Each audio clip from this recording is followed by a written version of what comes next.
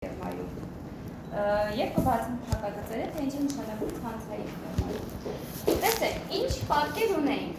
կա ընկերություններ, ովքեր արտադրում են շամպուն ու այդ շամպունը միջնորդների միջոցով հասնում են այս գնորդներից, հա։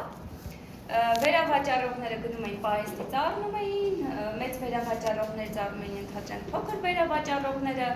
իրար վրա այսպես առնել ծախելով 100 դրամանոց շամպուն օրինակ մեր վրա մինչև հասնում էր խանութ վաճառվում էր 1000 դրամով։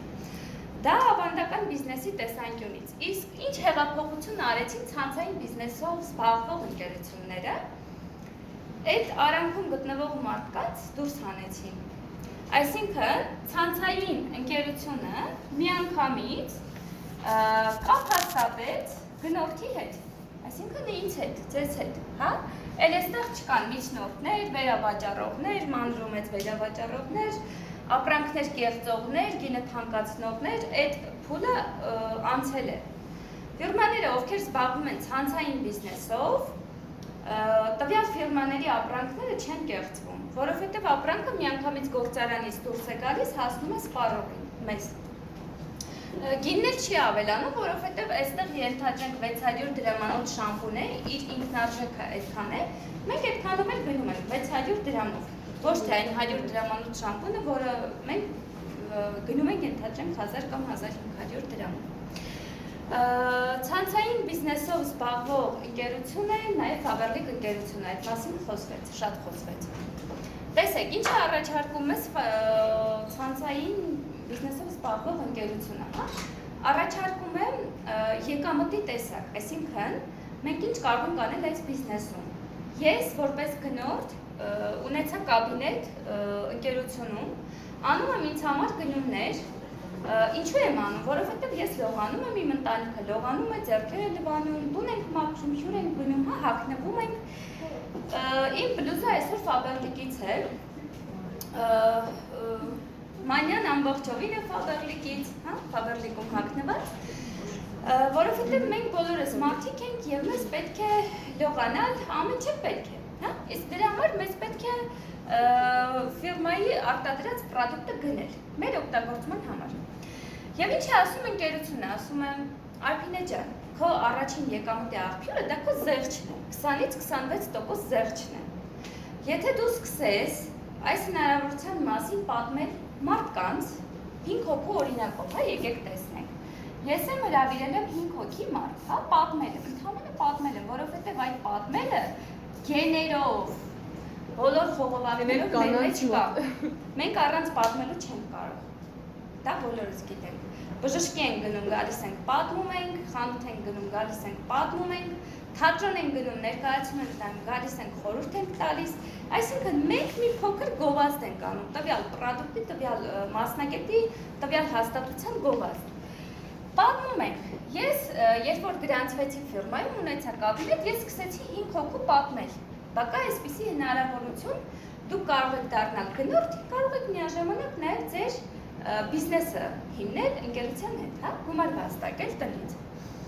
Ինչ արեցին այս մարդիկ գնումներ արեցին ոչ թե ինձանից, այլ ֆիրմայից, միանգամից ֆիրմայից, հա։ Իրենք էլ սկսեցին իրենց հերթին պատմել, իրենց շրջապատի մարդկանց։ Յուրաքանչյուրը 5 հոգու էլի պատմեց։ Ես այսպես պատմել եմ, ուղղակի տեղ չունեմ, հա։ Պատկերացրեք, այստեղ մենակ ես էի, հա։ Հետո 5 հոգի եկավ իմ թիմ, մենք այսպես 5 այստեղ ավելացավ։ Հետո 5 հոգուց ամեն մեկը հրավիրեց յուրաքանչյուրը 5-ական մարդ, իր թիմ։ Մենք դարձանք 25 հոգի։ Երբ որ 25 հոգին կատարեց ֆիրմայից գնումներ, ֆիրման կատարեց ապրանքաշրջանառություն, հա, ենթադրենք 600 բալի այստեղ գնում, հա, 600 բալի գնում, այս դեպքում մեր տոկոսը ինչքան էր, 9%, չէ, 9% ֆիրման պատրաստ էր ինձ վճարել, իմ 25 հոգու կատարած գնումներից,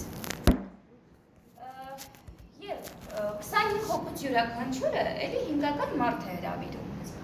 այսինքն 125 հոգի արդեն կա, տեսեք որն է հեշտը, որն է մեխանիզմը, որ ես չունեմ մեծ շրջապատ, ես չունեի մեծ շրջապատ, ես չունեի շատ ընկերներ, շատ բարեկամներ, բայց Ես ընդհանրապես հրավիրելով 5 հոգու իրենց նույն բանը խորհուրդ տալով, սովորացնելով, հասկացնելով, բացատրելով գործը, նույն բանը կրկնեցին իմ հրավիրած 5 հոգին։ Իրենք եւս նույն գործը սովորեցրեցին իրենց հրավիրած 5 հոգուն, եւ այսպես տակ դաշը, հա, ինչքան ցանցը մեծանում է, ինչքան ապրանքաշրջանառությունը մեծանում է ֆիրմայի համար, այնքան ֆիրման պատրաստ է մեզ տա լավ եկամուտ։ Հիմա պատկերացրեք, այստեղ 125 հոգին 625 հոգի ապրանքաշրջանառությունը շատանում է, ֆիրմայի եկամուտը շատանում է եւ ֆիրման մեր եկամուտները շատացնում է։ Այստեղից եկամուտ եմ ստանում ես, իմ հրավիրած 5 հոգին, իրենց հրավիրած 5 հոգին, այսինքն բոլորը, ովքեր կկատարեն գնումներ ֆիրմայից եւ կհրավիրեն մարդիկ իրենց ցանց, կստանան եկամուտ։ Մարդիկ կան գրանցվում են, ասում են, դե ասեք, ես ինչքան աշխատավարձ կստանամ։ Ասում եմ, ստոպ, դու աշխատավարձ չես ստանա։ Դու ստանալու ես 0-ից եկամուտ, որովհետև դու դեռ գնորդ ես, դու դեռ ունես 20-26% զերծ, որը էլի քո եկամուտն է։ Դու ունես նվերներ, որը էլի քո եկամուտն է։ Բայց այն մեծ խոշոր եկամուտը, որը որ դու պետք է վաստակես մարդ հրավիրելով, դու պետք է սկսես մարդ հրավիրել։ Շատ շատերը դա խառնում են վարձու աշխատանքի հետ, սա վարձու աշխատանք չի, սա ձեր սեփական օնլայն ցանցային բիզնեսն է։ Աշխարհի որ ծայրել գնաք, դուք կարող եք անել այս բիզնեսը։ Ես հիշում եմ իմ գործընկերուհիները գնում էին տարբեր երկրներ ճամփորդության հանգստանալու տարվա մի քանի եղանակներին եւ այնտեղից հավեսով այսպես ծովափին մտնում են հեռախոսներով, համակարգիչներով իրենց համար աշխատում են, այսինքն այդ մարդիկ ուր էլ գնան, դուք ուր էլ գնաք, կարող եք անել ձեր բիզնեսը։ Ես կարծում եմ ցանցային բիզնեսը ես այսպես շատ բառացի բացատրեցի, հա, ցանցային բիզնեսը այն է, երբ որ դուք ստեղծում եք ցանց, այդ ցանցը ձեր ծառն է, պատկերացրեք, դուք հիմա սկսնակ եք, դուք հիմա դրել եք ընդհանրապես շիվ, այս շիվը դուք պետք է ջրեք, դուք պետք է խնամեք, դուք պետք է սիրեք, դուք պետք է հոգատար վերաբերմունք ցուցաբերեք, այս շիվը ձեր փոքրիկ բիզնեսն է, երբ որ այդ բոլոր գործողությունները կանեք, ձեր շիվը կսկսի մեծանալ, մի քիչ թփեր կաճեն կողքից, ճյուղեր կտա, այդ ճյուղերի վրա այդ ճյուղեր կհայտնվեն, տերևներ կհայտնվեն, մի քիչ էր կբարձրանա, հետո պտուղներ կհայտնվեն, ու դուք մի օր կտեսնեք, ինչ ահռելի ծառ է, ինչ ահռելի պտուղներ են, դուք չեք կարող պատկերացնել ցանցային բիզնեսի խորությունը, ուղղակի չեք կարող պատկերացնել, դուք ընդամենը արեք, դուք ընդամենը հրավիրեք, դուք հավատացեք ձեր նաստավնիկների խորհուրդներին եւ հավատացեք ֆիրմայի հնարավորություններին, դուք ընդամենը հրավիրեք եւ կտեսնեք, թե ձեր ջանքերի շնորհիվ, ձեր հոգատար վերաբերմունքի ու աշխատանքի շնորհիվ ինչքան է աճելու ձեր ծառը։ Այն որ հետո դուք ձեր շնորհակալություն եք հայտնելու, որ դուք մի օր որոշում եք կայացրել զբաղվել ցանցային բիզնեսով, չէ, ներողություն չզբաղվել, զբաղմունքը դա հոբի է, անել ցանցային բիզնես։ Եվ եկեք ես ձեզ ներկայացնեմ մեր մարքեթինգ պլանը, այդ աղյուսակը շատ սիրում եմ։ Ուրեմն մեր մարքեթինգ պլանը ինչ է դա, յուրաքանչյուր հաստատություն կլինի պետական, մասնավոր եւ այլն ունի իր աշխատավարձի սանդղակը, չափման այսպես սանդղակը, թե ինչ հիմքով է ինքը վարձատրում իր ենթադրենք աշխատողին կամ գործընկերոջը, հա, տարբեր ոլորտներում։ Մեր ընկերություններ ունի, ահա ես ձեզ ցույց տամ, այս մարքեթինգ պլանը ձեր կաբինետներում կա, եթե դուք մտնեք ձեր կաբինետներ, ներքևի հատվածում ներքևի բաժնում, պարտներսվի բաժնի մեջ է, թե ես չեմ սխալվում, դախոդի լիդերը, սկպելի լիդերը այդտեղը։ Մտեք նայեք, այս ամբողջը ինչ որ ես հիմա թռուցիկ կներկայացնեմ, այս ամբողջը այնտեղ դուք կտեսնեք, մարքեթինգ պլանի մասին ինֆորմացիա։ Մարքեթինգ պլանը ֆիրմայում դա եկամտի հավաստագիր է, հա? Հիմա եկեք տեսնենք, այդ իմ ասած սխեմայով, երբ որ դուք մարդկանց հրավիրում եք ձեր ցանց, այստեղ արդեն ստատուսներ կան, դուք սկսում եք ստատուս բացել, տոկոս բացել, այդտեղ գումարներ են գալիս արդեն, հիմա եկեք, մեր մարքեթինգ պլանը սկսվում է խմբակային 100 բալից, ինչ շատերը ասում են, Արփին ես կարող եմ անել մենակով 100 բալ, ասում եմ իհարկե կարող եք, բայց լավ կլինի մի քանի հոգու հրավիրեք միասին անեք 100 բալ, այդպես ավելի հեշտ կլինի։ Տեսեք, 100 բալ, դա մոտավորապես 5 հոգին է, 5 հոգու եթե հրավիրեք, իրենք էլ կատարեն իրենց գնումները, մինիմալ տան գնումներ, այստեղ ֆիրման պատրաստ է ձեզ վճարի 3%։ Ինչքան փոքր եղավ 3%-ը։ Տեսեք, եւ ֆիրման գոյություն ունի փոքր է, բայց եթե մենք ուրիշ խանութներում անգամ 100 հոգու հրավիրենք, խորհուրդ տանք, ոչ մի այդ խանութի սեփականատեր մեզ անգամ, չգիտեմ, 10 դրամ էլ չի տա դրա համար։ Այստեղ մոտավոր մի 1600-700 դրամ։ Մանջան, արի միասին հաշվենք։ Հանեք ձեր հեռախոսները, եկեք միասին հաշվենք մեր եկամուտները այստեղ, դուք ինձ կասեք, որ բալ դեպքում ինչքան է անում եկամուտը։ Հիմա տեսեք, գոյություն ունի բալ, ներքին դա փոխարժեքն է 540։ Ինչ ենք անում։ 100-ը բազմապատկում ենք 3%-ով, բազմապատկում ենք 540-ով եւ ինչքան է կազմում, մի հատ կհաշվեք, ասեք։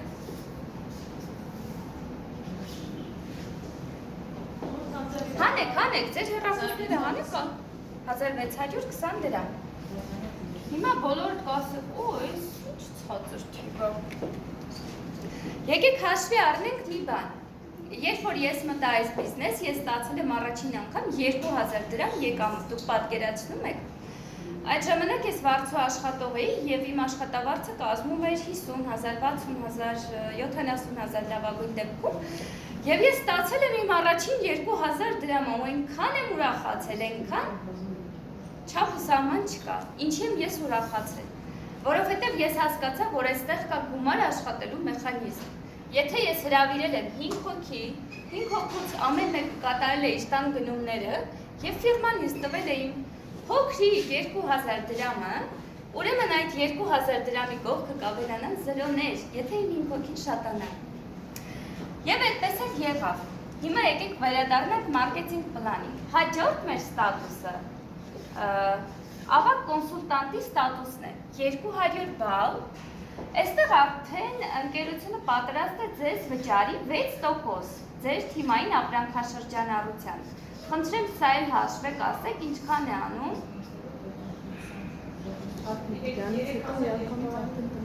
Հա։ Ահա, մոտավորապես ինչքան։ Չէ, մոտավորապես 6000 ինչքան։ դրամ։ Հա, 6500։ Փակեցինք կոկրակ։ Հաջորդ ստատուսը մեր լիդերի ստատուսն է։ Խմբակային 600 բալ։ Այս դեպքում ֆիրման ձեզ վճարում է խմբակային ապրանքաշրջանառության 9%-ը, հա? Այս փողերի թեման ամենասիրելի թեման։ Հա, ամենասիրելի թեման է։ Այսինքն գումարը երկրաչափական պրոգրեսիայով ինքը աճում է։ 6000-ը դառնում է 15000, 15000-ը 30000 եւ այդպես շարունակ։ Հաջորդ մեր ստատուսը 1000 բալն է, ավագ կոնսուլտանտ։ Հա, ճիշտ է։ Չէ, ավագ լիդեր, ներողություն։ Անգամ 12%, անգամ 540։ Այստեղ էլ մոտավորապես, եթե չեմ սխալվում, անում է ինչքան է անում։ Կհաշվեք մոտ 80000 դրամ է մոտավորապես անում։ Հաջորդը մեր փոխտնօրենի ստատուսն է։ Ես ասեմ ինչ կարևոր է փոխտնօրենի ստատուս բացելը։ Այս դեպքում դուք կարող եք նաև բացել անձնական գրասենյակ։ Այս շեմից խնդրում եմ ուշադրություն դարձրեք, դուք ֆիրմայի հետ կնքում եք պայմանագիր եւ ձեր եկամուտը ստանում եք բանկով, կանխիկ։ Ձեզ նաև ստաժ է գրվում, դուք համարվում եք պետական գրանցված աշխատող։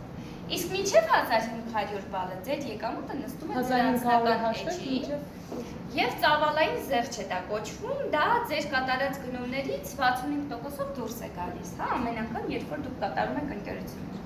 1500 բալ արդեն 15% դա փոխտնօրենի ստատուսն է։ Հաջորդը 2000 բալն է։ 122000 Արդեն հաճելի է, չէ՞։ Արդեն հաճելի, տեսեք 1620 էր, չէ՞, ոնց աճեց։ 2000 բալ ավագ փոխտնօրենի ստատուս։ Քան լավ ստատուս է, բոլորը սպասում են, որ հեսա տնօրեն ես դառնալու։ Ամենադժվարը իրական մինչև 600 բալ է։ Հա, դրանից հետո արդեն թավ, չէ՞ Արմեն ջան, Արմենը կփակի։ 2000 բալը մի հատ հաշվարկեք ասեք եւ 205,000 205,000 տեսնում եք ինչ թվեր են եւ հաջորդը տնօրենի տեխնացու 3000 բալ անգամ 23%։ Հա, ինչքան է ստացվում։ 73,000։ Տեսնում ես աշխալույս ջան, 370,000, պետք է աշխատես դու։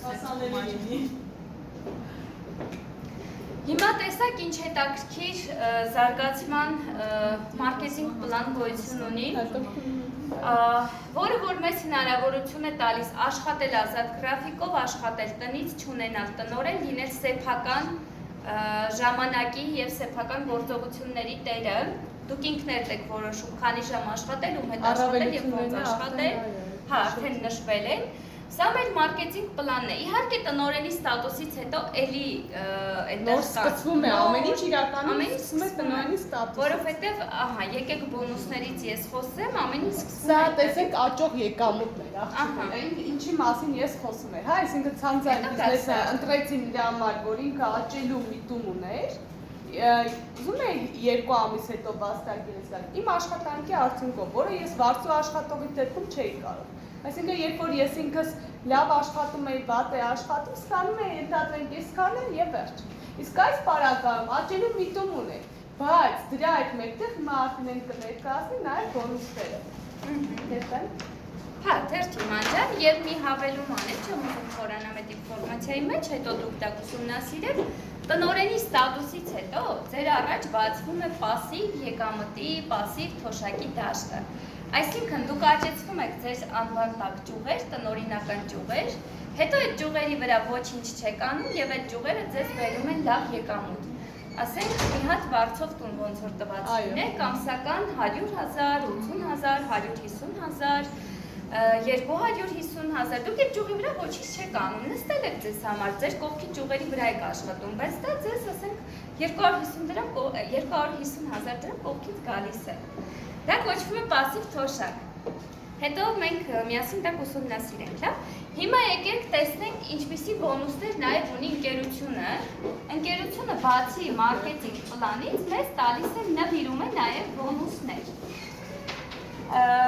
Առաջին բոնուսը, որը որ ես ստացել եմ, իմ 1000 եվրոն տնօրենի ստատուսի համար։ Յուրաքանչյուր տնօրենի ստատուսից հետո կան էլի ստատուսներ։ Ավագ տնօրեն, արծաթե տնօրեն, ոսկե տնօրեն, հետո որ նա գալիս գայ, սուտակե